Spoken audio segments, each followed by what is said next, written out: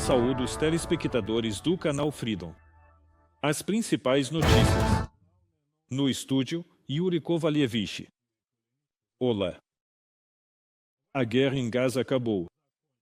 Bom, pelo menos foi isso que declarou o presidente dos Estados Unidos, Donald Trump, falando no parlamento israelense.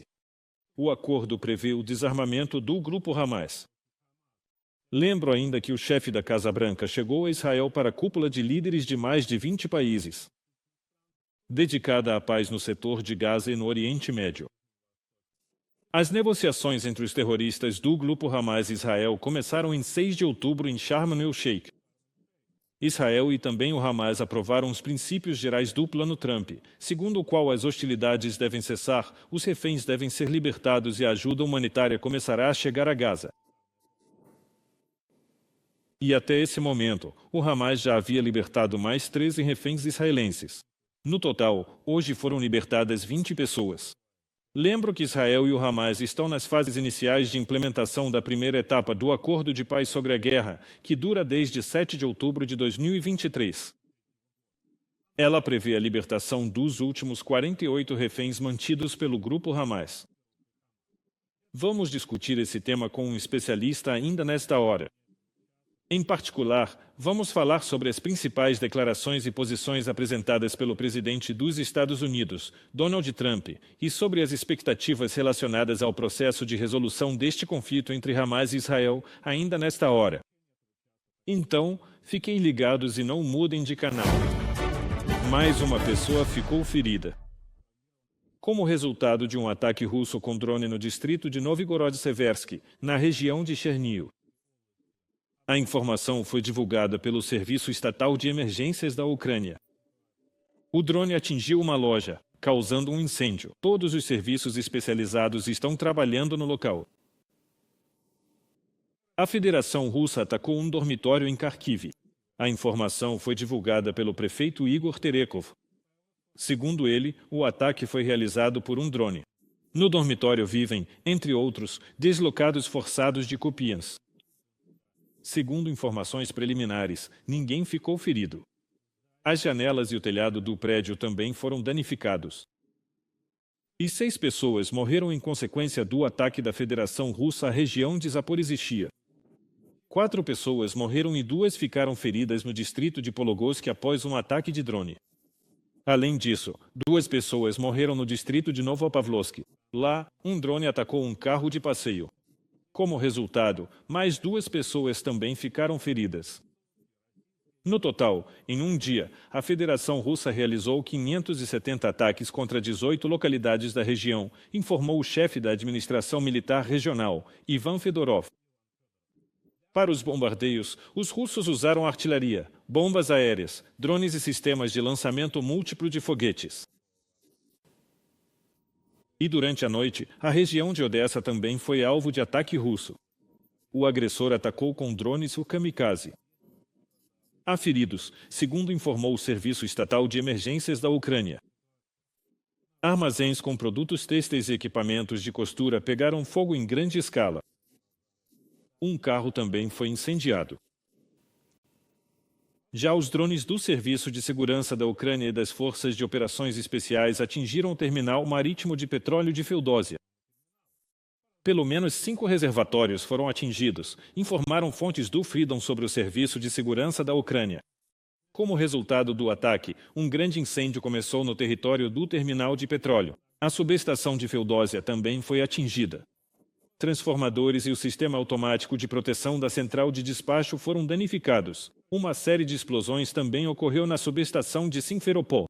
O Serviço de Segurança da Ucrânia declarou que as ações visam reduzir a capacidade militar, logística e econômica do inimigo.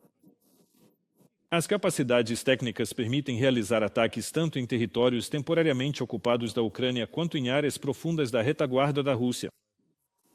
Esse trabalho vai continuar, enfatizou o Serviço de Segurança da Ucrânia. A chefe da diplomacia europeia, Kaja Kallas, chegou a Kiev em visita oficial. Ela anunciou isso na rede social X, anteriormente conhecida como Twitter. Na foto publicada, é possível ver que o ministro das Relações Exteriores da Ucrânia, Andriy Sybiha, a recebeu na estação ferroviária de Kiev. Kallas destacou a coragem do povo ucraniano, que inspira o mundo inteiro. Os ucranianos inspiram o mundo com sua coragem. A resistência deles exige nosso total apoio. Hoje estou em Kiev para realizar negociações sobre apoio financeiro e militar, segurança do setor energético da Ucrânia e responsabilização da Rússia por crimes de guerra. A alta representante da União Europeia para Assuntos Exteriores e Política de Segurança se encontrou na rede social X. A Rússia terá que pagar pelo seu recuo das negociações. Foi o que declarou o presidente da França, Emmanuel Macron, após conversar com Volodymyr Zelensky. Segundo ele, enquanto o acordo alcançado em Gaza traz esperança de paz no Oriente Médio, é preciso também pôr fim à guerra na Ucrânia.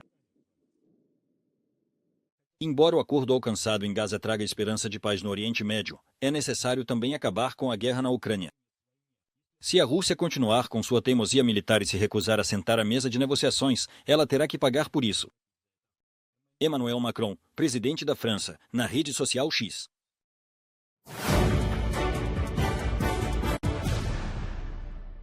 Um submarino russo portador de mísseis calibre emergiu na costa da França. A OTAN informou que a aliança está pronta para se defender e enviou uma fragata da Marinha da França para monitorar o navio russo. Este é o submarino Novorossiysk, do projeto Varshavianka, da frota do Mar Negro da Marinha da Rússia.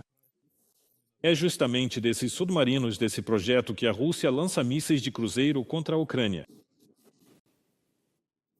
A China respondeu aos Estados Unidos ao aumento das tarifas. A declaração foi feita em resposta à ameaça de Donald Trump de impor, já a partir de novembro, uma tarifa adicional de 100% sobre produtos chineses. Pequim declarou que os Estados Unidos devem parar de ameaçar e pediu a continuação das negociações sobre as questões pendentes para a conclusão de um acordo comercial. Meus colegas vão continuar com o tema. Os Estados Unidos vão impor uma tarifa de 100% sobre os produtos chineses, além das tarifas já existentes. Foi o que declarou o presidente dos Estados Unidos, Donald Trump, na rede social Truth Social. Isso aconteceu depois que a China impôs novas taxas portuárias para navios americanos e anunciou restrições em larga escala à exportação de terras raras e outros materiais críticos. Além disso, iniciou uma investigação antitrust contra a Kiko Incorporated. O órgão regulador chinês está analisando se o fabricante americano de chips violou as regras de concorrência no país. Donald Trump condenou duramente a intenção de Pequim de impor restrições à exportação praticamente de todos os produtos fabricados na China. E chamou as ações da China, cito, de vergonha moral. A China adotou uma posição extremamente agressiva em questões comerciais, enviando ao mundo inteiro uma carta extremamente hostil, na qual declarou que, a partir de 1º de novembro de 2020, vai implementar um controle de exportação em larga escala praticamente sobre todos os produtos que fabrica. Isso se aplica a todos os países, sem exceção, e, obviamente, é um plano elaborado já há alguns anos. É difícil acreditar que a China pudesse tomar tais medidas, mas ela fez isso. Donald Trump, presidente dos Estados Unidos, na rede social Truth Social. A China controla cerca de 90% da extração e do processamento mundial de terras raras. O que é fundamental para uma ampla gama de produtos, desde carros elétricos e motores de avião até radares militares. Não é a primeira vez que a China implementa controle de exportação. Antes disso, o país endureceu as regras após o aumento das tarifas sobre produtos chineses em janeiro de 2025. Tudo isso é justamente um reflexo dessa guerra comercial e da competição tecnológica que existe ou está crescendo entre os Estados Unidos e a China. Na China, responderam às últimas medidas de Donald Trump em relação a Pequim e declararam que os Estados Unidos devem parar de ameaçar com tarifas. Lá, pediram por novas negociações sobre questões não resolvidas para a assinatura de um acordo comercial. A ameaça de tarifas altas a cada passo não é a maneira certa de lidar com a China. A China pede que os Estados Unidos corrijam sua prática equivocada o mais rápido possível. Ministério do Comércio da China e declaração no site do órgão. Além disso, o presidente dos Estados Unidos, Donald Trump, ameaça a China com restrições à exportação de peças de reposição da Boeing. Ele declarou que os Estados Unidos podem impor controle de exportação sobre o fornecimento de peças e componentes para aviões, caso Pequim prorrogue as restrições à exportação de metais de terras raras, que são críticos para a indústria americana. A China detém o monopólio da produção da maioria desses metais de terras raras, e são mais de uma dezena deles. E a China pode influenciar de forma muito significativa o estado tecnológico da produção naqueles países que se especializam em eletrônica moderna, que utilizam esses metais de terras raras para fabricar microchips. E também alguns outros componentes eletrônicos.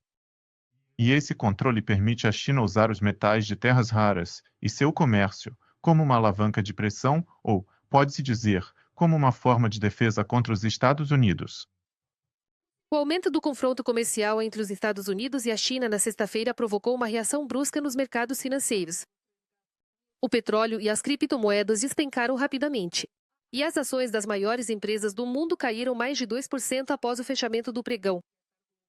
Vale lembrar que, em abril de 2025, Donald Trump impôs tarifas altas sobre produtos chineses, elevando-as para 54%. A China respondeu com contramedidas, aumentando suas próprias tarifas. Nas semanas seguintes, Washington e Pequim foram alternando aumentos nas tarifas, chegando a 145% para produtos chineses nos Estados Unidos e 120% para produtos americanos na China. Em maio, foi anunciado um cessar-fogo comercial de 90 dias. As partes concordaram com os termos das tarifas mútuas e Trump anunciou que o documento foi assinado.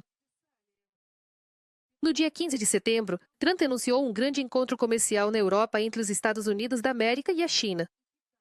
No entanto, em 10 de outubro, Donald Trump declarou que a China teria tomado uma atitude supostamente hostil e cancelou o encontro.